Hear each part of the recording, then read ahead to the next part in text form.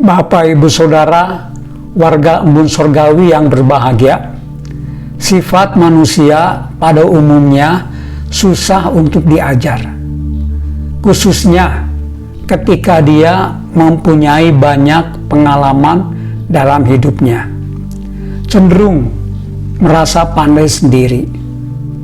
Pada hari ini, mari kita membahas topik hati yang mau diajar.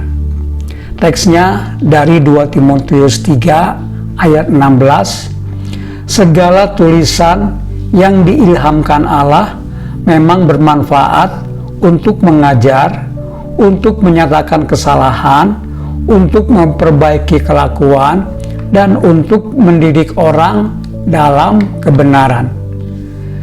Firman Allah menyatakan bahwa salah satu ciri dari cara hidup orang benar adalah menyukai hukum Tuhan dan merenungkan firman-Nya siang dan malam.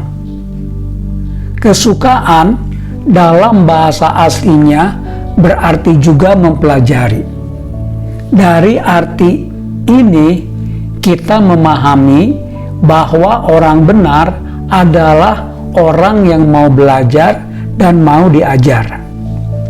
Bapak, Ibu, Saudara yang berbahagia, iman kepada Kristus adalah permulaan dan dasar yang kokoh. Terjadi proses bertumbuh dan berkembang untuk serupa Kristus. Dalam proses itu ada banyak hal yang harus kita pelajari tentang perkataan Allah agar kita menaati perintahnya tepat seperti apa yang dikatakan Allah. Rasul Paulus di dalam suratnya kepada Timotius mengingatkan bahwa firman Tuhan bermanfaat untuk mengajar, menyatakan kesalahan, memperbaiki kelakuan, dan mendidik orang dalam kebenaran. Ingatlah, jalan orang benar bukanlah jalan yang lebar dan mudah. Kita semua akan dibentuk dan melalui banyak proses agar kita semakin serupa dengan Kristus. Roh Allah akan mengajar kita mengenai kehendak dan perkataan Allah.